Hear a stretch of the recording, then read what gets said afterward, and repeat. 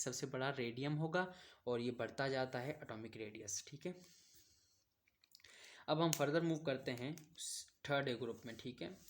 तो third A group में होता ये है कि atomic radius of the element of boron family, group third A generally increases down the group from boron to thallium. जो बोरॉन से थालियम तक क्या होता है कि इंक्रीज होता है, सही है। ये आपने मार्क कर लेनी है बातें, ये बहुत ही ज़्यादा इंपॉर्टेंट है एमसीक्यूज के लिहाज से। However there is an exception, कि इधर कोई एक्सेप्शन आती है, ये रीजनिंग के हिसाब से इंपॉर्टेंट क्वेश्चन है, ठीक है। टू द ट्रेंड, मतलब ग्रुप थर्ड ए में एटॉमिक रेडियस में कहाँ चेंजिंग आती, कहाँ एक एक्सेप्शन है, क्यों एक्सेप्शन है, मतलब ये रीजनिंग क्वेश्चंस होते हैं, ठीक है। तो to the trend between aluminium gallium, gallium और अल्मोनियम के दरमियान क्या होता है कि एक एक्सेप्शन है। अब वो एक्सेप्शन है क्या, ये बहुत ही ज़्यादा इंपॉर्टेंट रीज़न है। अब गैलियम है slightly smaller atomic radius than aluminium despite being located below it in the group. अब इधर आप गौर फरमाइएगा कि जी ये बोरॉन है। अब ये क्या कह रहा है, इधर आपने गौर करना है, हर बार एक्सेप्शन, ये आपने गौर करके लाइन देखनी है। अल्मोनियम के भाई गैलियम के पास स्मॉलर एटॉमिक, अब इधर देखें 85 143 पिकोमीटर्स में ये लिखा गया है, ठीक है। गैलियम के पास 135, उसके बाद 167 इंडियम के पास और थैलियम के पास 170। अब जो एक्सेप्शन आ रही है, ये जो एक्सेप्शन का जिक्र हुआ है वो हुआ है इस जगह पे, ठीक है।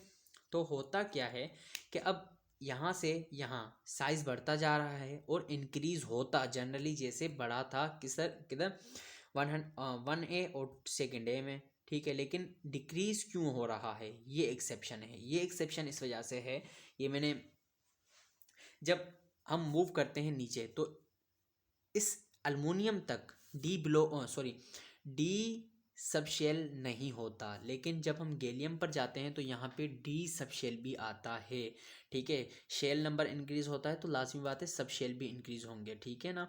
तो जब सबशेल इंक्रीज होते हैं तो डी सबशेल जो होता है उसकी डिज़ाइन अलग होती है, ठीक है। तो उसकी वजह से वो डी कॉन्ट्रैक्शन भी कहलाती है ये चीज़, ये फ़ौरन ट्रांजिशन एलिमेंट्स के बाद आते हैं, तो इस वजह से इधर एक्सेप्शन होती है। डी जो सबशेल होता है वो उसके जो ऑर्बिटल्स होते हैं उनकी डिज़ाइन आप देख लीजिएगा, तो इस वजह से क्या होता है कि वो सही से शील्ड नहीं कर पाते आउटरमोस्ट शेल इलेक्ट्रॉन्स को, ठीक है। लेकिन अल्मोनियम के केस में क्या होता है कि जी वो सही से न्यूक्लियस आउटरमोस्ट शेल को इफेक्टिव न्यूक्लियर चार्ज इफेक्टिव ही होता है, ठीक है। शील्ड इलेक्ट्रॉन्स इतना ज़्यादा एक लेवल तक करते हैं, लेकिन गैलियम में क्या होता है कि शील्डिंग जो इलेक्ट्रॉन्स की होती है बिल्कुल ख़त्म हो जाती है डी सबशेल की वजह से। इस वजह से क्या होता है कि इसका इंक्रीज होने के बजाय डिक्रीज हो जाता है, और ये एक्सेप्शन है और यही रीजनिंग क्वेश्चन है जो कि इम्तिहान में पूछा जा सकता है। तो ये मैंने इधर ही लिखा था, तो इसको मैंने अच्छी तरह से एक्सप्लेन भी कर दिया है। Despite being located below it in the group, it is because of poor shielding effect caused by electrons of d orbitals के d orbitals जो हैं d सबशेल है, ठीक है। उसके जो orbitals हैं वो सही से जो शील्ड नहीं कर पाते, ठीक है। तो इस वजह से क्या होता है कि इसकी साइज़ अल्मोनियम से गैलियम की साइज़ बढ़ने के बजाय डिक्रीज़ होती है, ठीक है। अब हम ग्रुप